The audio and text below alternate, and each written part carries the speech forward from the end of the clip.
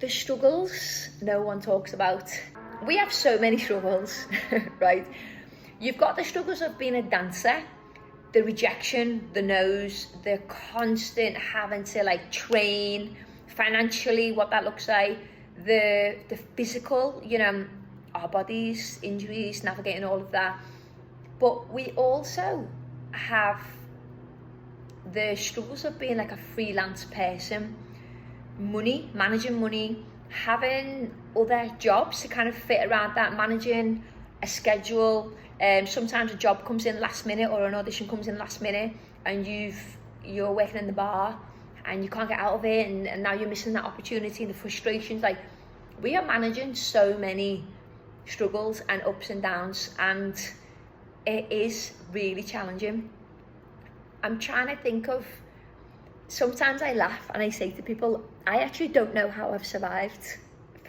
Been 22 years, right? I don't know how I've made enough money to survive, especially living in London and stuff like that. I just have always just put one foot in front of the other and taking each day as it comes. We have to be okay with the chaos. I think that's one of the main things.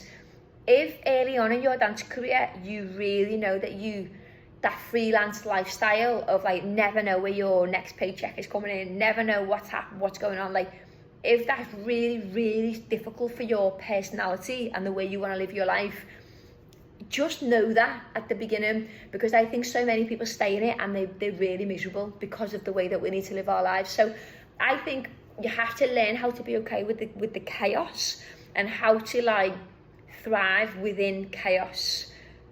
Does this make any sense? We need other skills. So the skills I think that have helped me the most, like how to be an action orientated person. We have to learn how to move ourselves. No one's going to move us. No one's getting us up in the morning. No one's saying, get to class, get to the gym, stay healthy, stop drinking too much, stop partying too much. Like, no one's saying these things when you're young. You have to learn how to do it yourself, and you have to learn how to be action orientated, and you have to want it enough. I really think like those early days, and obviously it's now still the same, this career is what I wanted.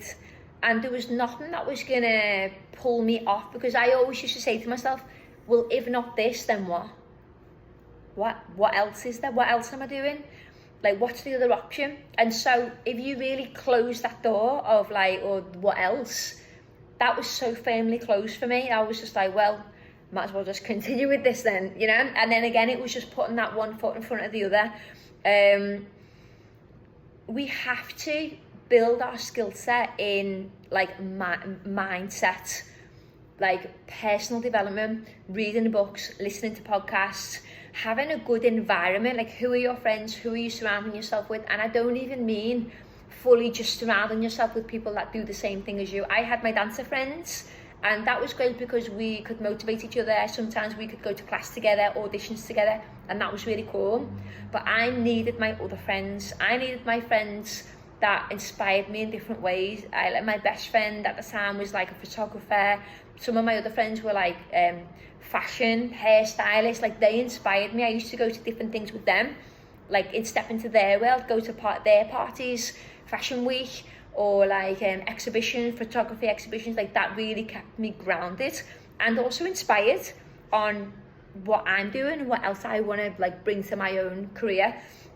But really, like, that mindset of this is what I want to do and nothing's going to pull me off. And also knowing that, you know, if you've watched my previous videos about the work that I did when I was in New York, like really on myself, I am knowing that you are amazing and you deserve to be here and you are worthy of your career. Like, this work will keep you grounded and will keep you like sort of on your journey. Without it, we are just pulled all over the place. Every no that you get, every like difficult step, every time someone, you know, doesn't want to hire you, or every time, I don't know, your best friend gets the job and you don't, if you're not grounded and solid, you will be so emotional. And I always say to people, when you're so emotional about your career, it's like someone's got you literally and they're just like throwing you around. That emotional, it's too much, guys. I really don't think you can be that emotional and that attached to every single thing. You have to know that this industry is, and I'm speaking to everyone here, not just dancers, if you are just in this industry as a business owner or a choreographer or creative or a freelance person, you have to know that you decided to take this step for yourself. You decided to have this career, you know, and so you have to take with it the bad as well as the good, you know. I always say the highs are highs and the lows are low in our career.